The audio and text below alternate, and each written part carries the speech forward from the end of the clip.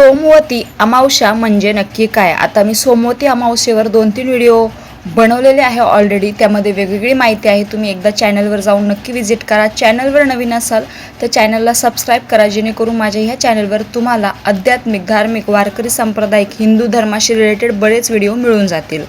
जी अमावस्या सोमवारी येते तिला सोमवती अमावस्या म्हणतात. हिंदू धर्मात हा दिवस विशेष पुण्यदायी मानला जातो. या दिवशी पितृपूजन, स्नान, दान, व्रत आणि भगवान शिव व विष्णूची उपासना करण्याला महत्त्व दिले जाते. सोमवती अमावस्येला नक्की काय करावे? 1. पवित्र स्नान. सकाळी लवकर उठून नदी, तलाव, संगमावर, तीर्थक्षेत्रावर जाऊन स्नान करावे किंवा घरी आंघोळीच्या पाण्यात गंगाजल मिसळून स्नान करावे. स्नानानंतर सूर्यदेवाला अर्घ्य द्यावे. आता वेळ तर टळून गेलेली आहे, मग तुम्हाला संध्याकाळी जाऊन पण कुठे एखादा जवळपास जर कुंड असेल किंवा एखादा संगम असेल किंवा तीर्थक्षेत्राची नदी वगैरे वाहत असेल तिथे जाऊन तुम्ही स्नान केलं जवळपास तरी काही अडचण नाही. 2. महादेवाची पूजा करावी. शिवालयात जाऊन महादेवावर जल, दूध, बेलपत्र अर्पण करावे. दूध हे पिशवीचं नसावं.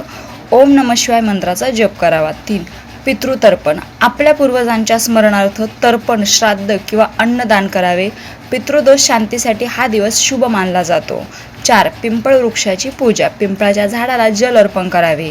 11, 21 जितक्या तुम्हाला शक्य होईल तितक्या प्रदक्षिणा कराव्यात. 108 प्रदक्षिणा घालण्याची तशी प्रथा काही ठिकाणी आहे. प्रदक्षिणा करताना विष्णू किंवा शिवमंत्र जपावा. अधिक महिना असल्याने ओम नमो भगवते वासुदेवाय या मंत्राचा जप तुम्ही अधिक करू शकतात.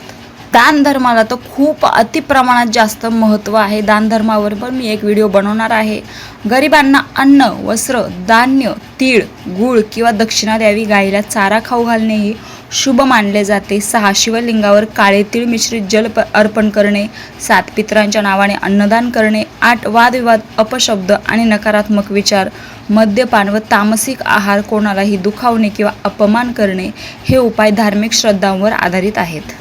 आता बघूयात सोमवती अमावस्येचे विशेष पूजन. सोमवती अमावस्येच्या दिवशी किंवा आदल्या दिवशी घर पूर्ण स्वच्छ करून घ्यावे व आपल्या घराची नजर उतरवून घ्यावी. घराच्या बाहेर अभिमंत्रित कोहळा बांधावा, जुना काढून टाकावा. व्यावसायिक लोकांनी व्यवसाय रिलेटेड जेवढेही उपकरणे आहेत त्यांची पूजा करावी. जी उपकरणे पाण्याने धुवून स्वच्छ करण्यासारखी असतील ती स्वच्छ करावी. सर्वांच्या उपकरणाची पूजा करावी. प्रत्येक समोर कापूर वडी जाळावी. शक्य असेल तर कापूर लावा. ज्वलनशील पदार्थ किंवा त्या रिलेटेड व्यवसाय असेल तर केवळ पूजन करावे. नंतर नैवेद्य दाखवून नमन करावे.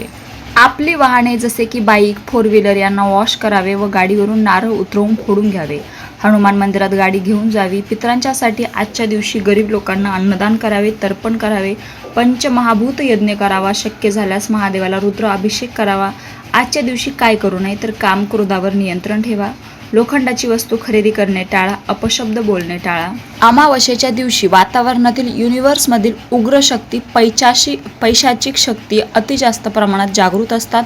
त्यामुळे जुनी पडकी इमारती, वाडीची जुनी झाडं किंवा बाधित जागा, रोड, वास्तू येथून जाण्याचे टाळावे. कोणाच्या हातून मिठाई खाणे, पान खाणे किंवा अनन्य वस्तू खाणे टाळावे. परान्न टाळावे. रामकृष्ण हरी.